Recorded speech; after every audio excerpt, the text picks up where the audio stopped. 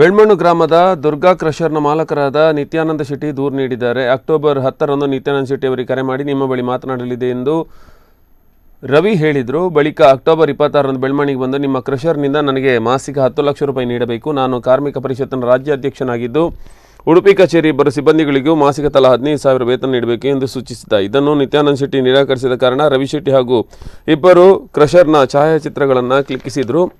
ಅವರು ಪ್ರಶ್ನಿಸಿದಾಗ 5 ಲಕ್ಷ ರೂಪಾಯಿ ನೀಡಬೇಕು, ಇಲ್ಲವೇ ಭಾವಚಿತ್ರಗಳನ್ನು ಎಲ್ಲಿಗೆ ಸಲ್ಲಿಸಬೇಕು ಅನ್ನೋದು ತಿಳಿದಿದೆ ಎಂದು ಬೆದರಿಸಿದ್ದಾಗಿ ದೂರಿನಲ್ಲಿ ದಾಖಲಾಗಿದೆ.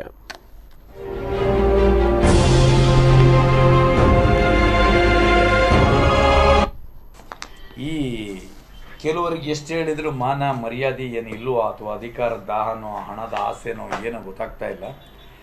ಈ ಕಲ್ಲುಕೋರೆ ಅಕ್ರಮವಾಗಿ ನಡೀತಿರುವ ಕಲ್ಲುಕೋರೆಯಿಂದ ಇವತ್ತು ನೋಡಿದರೆ ಆ ಕಾಯಿಲೆ ಬರ್ತದೆ, ಈ ಕಾಯಿಲೆ ಬರ್ತದೆ, ಪ್ರಳಯ ಆಗ್ತದೆ, ಇನ್ನೊಂದಾಗ್ತದೆ, ಮತ್ತೊಂದಾಗ್ತದೆ ಅಂತ ಹೇಳ್ತಾರೆ. ಅದಕ್ಕೆ ಕಾರಣ ಈ ಏನು ನಾಡಿನ ಸಮತೋಲನ, ಈ ಒಂದು ದೇಶದ ಸಮತೋಲನವನ್ನು ಕಾಪಾಡುವಂಥ ಈ ಬೆಟ್ಟ ಗುಡ್ಡಗಳನ್ನು ಕರಗಿಸಿ ನನಗೆ ಫೋನ್ ಬಂದು ಅಭ್ಯಾಸ ಆಗೋಗ್ಬಿಟ್ಟಿದೆ. ಆ ಮಟ್ಟಕ್ಕೆ ನನಗೆ ಫೋನ್ ಬರ್ತದೆ ಬೆದರಿಕೆ. ಪೆಟ್ರೋಲ್ ಡೀಸೆಲ್ ದರ ಇಳಿಕೆ ವಿಚಾರಕ್ಕೆ ಸಂಬಂಧಿಸಿದಂತೆ ಕೇಂದ್ರ ಕೃಷಿ ಸಚಿವೆ ಶೋಭಾ ಕರಂದ್ಲಾಜೆ ಪ್ರತಿಕ್ರಿಯೆ ನೀಡಿದ್ದಾರೆ.